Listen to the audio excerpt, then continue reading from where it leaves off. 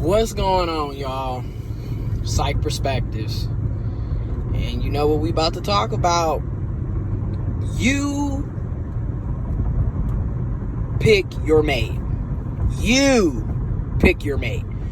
So all this, I'm gonna talk. This is probably gonna be one of my longer videos.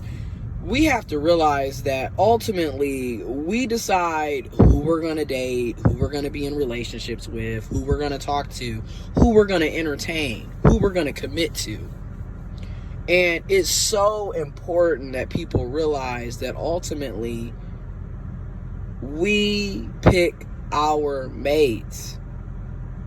You know, unless you're in a cultural, religious situation where you're in a planned marriage, you know, where there are cultures and religious factions where the parents, you know, pick who you're going to marry and be with. But that's not everybody's story or case. And for the most part, in America, in the USA, within the black community, you pick your own mates. So all this bitching and moaning about niggas ain't shit, bitches ain't shit, to a certain extent, it's your fault that you ended up with trash because you decided to be with trash to a certain extent. And I'm saying a certain extent because, let's be real, when you're dealing with narcissistic people, manipulators, and liars, people know how to put on their best game when they first meet you. You know, when you first meet a person, it's just like when you're going on a job interview. Of course, you're going to come off on your A's and B's. You know, you're going to be, you know, dotting your I's and crossing your T's. You're going to be on your best behavior because you're trying to get the job. Or in this case, you're trying to hook, line, and sinker the person. So, of course, you're going to be on your best behavior. So when you're dealing with people like that, it's not always necessarily completely that person's fault that they ended up with trash, because like I said, people can put on a very good show when you first meet them. People can go weeks, months lying. There have been situations where people have been in relationships for years just to find out this person was full of shit and was toxic later on. So that's why I'm prefacing with saying, to a certain extent, you choose your mate.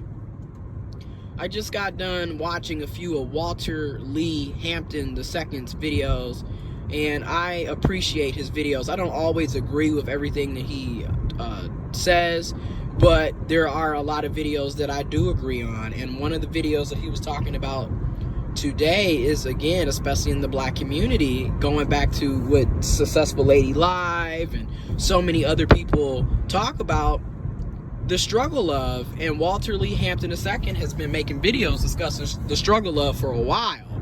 I mean, I've been following Walter Lee Hampton, gosh, for at least 3-4 years now. And, you know, he is a proud, gay, cisgendered black man, and he talks about the struggle of within the LGBTQ plus community and within the black community with cisgendered heterosexuals as well.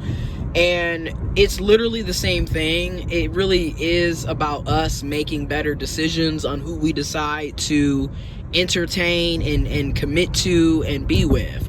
Because when you look at a lot of the situations in our community, it's literally people dating bums. They're either dating people that's clearly beneath them, that have nothing to bring to the table, or you have, like I said, the narcissistic, the manipulators, the liars, the two-faced individuals who, like I said, they can put on this great show when they first meet you or around people that they don't know, but behind closed doors, or once you've been with them for a few weeks, few months, few years, you find out that this person is horrible.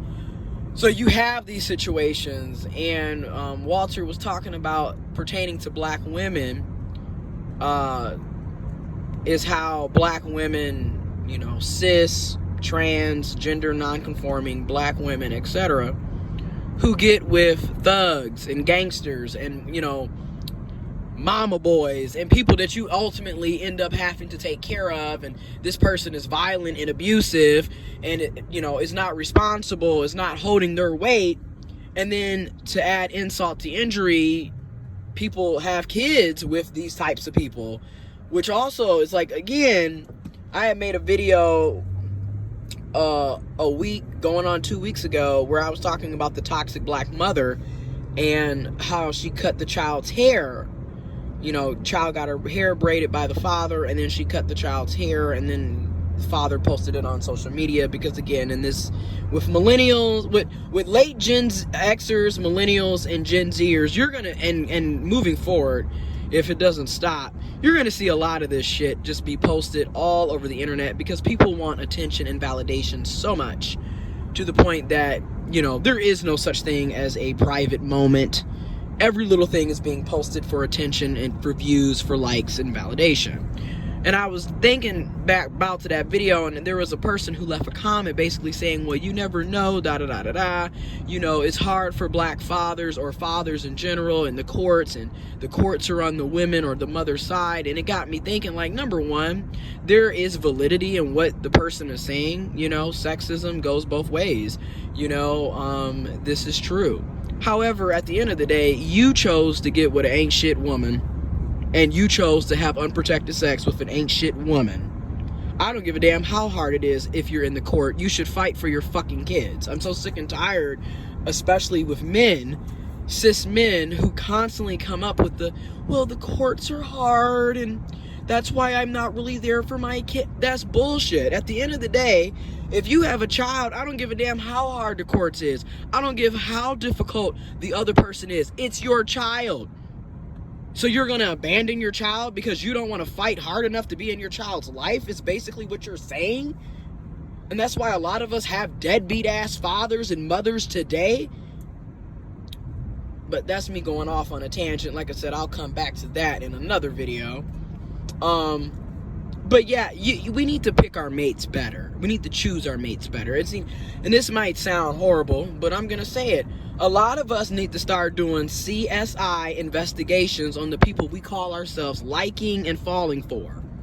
I mean, because this rushing into relationships, first of all, if you know anything about narcissism and narcissistic abuse, anytime you meet somebody and they're literally rushing into everything, you met this person a week ago and they're already trying to be with you every single waking moment of the day, those are red flags. Okay, this is why I say CSI investigations need to be done on the people that you are talking to. You do not need to be rushing into relationships. Take your time. Be a damn tortoise. You know what a tortoise is? It's a turtle. Be like them. Move slow. Remember those commercials for Xfinity when they used to have I think it was Xfinity or AT&T, it was one of them, and they were advertising for high-speed internet, and it was the slow-mos, whatever. They were tortoise turtles, and they used them to make a point. You know how slow they are? Okay, a lot of us need to use that approach when it comes to dating and relationships. Take your time when it comes to getting to know people, because this rushing in to these relationships prematurely, and the next thing you know, you're dating a bum, a loser, low-hanging fruit, somebody that's a user and a manipulator, somebody that's toxic, because you didn't take the time to actually get to know this person. Okay, I'm serious. Trust me, been there, done that, learned my lesson.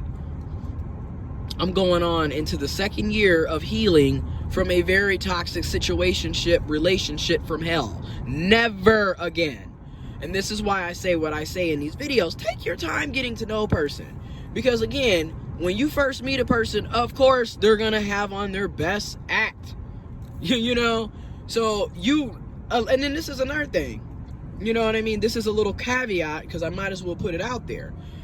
Even when you take your time, even when you go slow, you could be with a person for years and never truly know them, because people are full of shit. I'm not trying to be negative. I'm being realistic at this point. You could be with someone for 5, 10, 15, 30 years and not know them. Hello, look at your own family. Okay, there's a lot of black parents who know little to nothing about their children because they didn't take the time to actually get to know them. Let's just be real. That's a whole nother video as well. But the point is, you got to pay attention to the signs, to the red flags, because the red flags be waving smack dab in your face, and a lot of us be so caught up in the honeymoon phase and straight up la la land that we ignore the obvious red flags. Sort of like how we ignore all the big elephants in the black community, but that's a whole nother video too. Stay tuned. You see, people do not know how to drive. Anyways, nor do they know where they're going. Nor are they paying attention. That's another video too. Anyways, y'all, it's in your best interest to really feel people out. See where their mental is. What are their goals? What are their attributes? What are their strengths? What are their weaknesses? You know, what are they bringing to the table? What makes them tick? What do they like? What do they not like? You know, how is their family? What is their mental health like? What are their genetic, health issues like? I'm serious. You need to get to know people. Because, especially if you're sitting up here dating with the notion of marriage and procreating to have children, you better be looking at all of this. Because you can best believe whatever they got going on will be passed down to your offspring. So you better start paying attention instead of sitting up, oh, he's cute, she's cute, they're cute. Yeah, looks are great and all, but that shouldn't be the selling point on a relationship. Because looks fade, okay? And I don't care how attractive a person is. If they're toxic and dysfunctional, that's a no bueno. No good. Not a good setup. So again, it's in your best interest. I'm trying to tell y'all. It's in your best interest to really pay attention to the person. Because pay attention to how they interact with others, how they interact with you, how they interact with children, how they interact with their parents and family. How are they in heated situations or, troubling times, or when it gets hot in the kitchen, can they smell what's cooking? Like, seriously, pay attention to these things, because you don't know. People are, I'm sorry, but call it negative, call it pessimistic, I call it being a realist. People are full of shit. I cannot stress that enough. So take your time. But at the end of the day, going back to the gist of this video, like I said, this is going to be one of my longer videos. Going back to the gist of this video, you ultimately pick your mate. So all this, she ain't this, he ain't that, they ain't this, they ain't that. Look, you also have to take accountability in the fact that you played a role in picking an ain't shit person. It's not, niggas this, bitches that. Sometimes it's you. You need to look in the mirror and figure out, what is it about you that keeps you falling for toxic individuals, dysfunctional individuals? What is it about you that keeps you, being used, being manipulated, being gaslighted? Because there are people out here who simply are only looking for sex, are only looking for physical intercourse, if you get where I'm going with this. And then there's people that they are dating and they're talking to multiple people. And then there's people that want serious committed relationships. There's different types of people, right? And you really have to use your own discernment, your own intuition, you feel me, your own gut feelings to make sure that you're not wasting your time with the wrong type of person or persons. Because, I believe when it comes to dating, you need to talk to multiple people at once. Don't sit up here and put all your eggs in one basket, because that's where I went wrong, and I talked about this before with how we future fake ourselves. Don't put all your eggs in one basket. You're single. Let it be known you're single, and let it be known that you are dating and talking to multiple people. I feel like you also should be upfront. All this playing mind games and lying and, telling little white lies. A white lie is still a lie. Nevertheless, you're not telling the full truth, and that's problematic. But we got to be real, because when I look back and here, I got to give a personal testimony, because I like to be transparent about a lot of things. That's just how I am. When I look back at 2018, I knew off rip, okay, red flag, red flag, red flag. But I'm sitting up here because at the time, I'm just gonna be honest. Low self-esteem, gullible, ignorant, stupid, childish, toxic in my own shit. So I'm sitting up here, well, we do go out to eat all the time. Well, he does text me 24/7. He always spends the night, even though he doesn't ask for permission.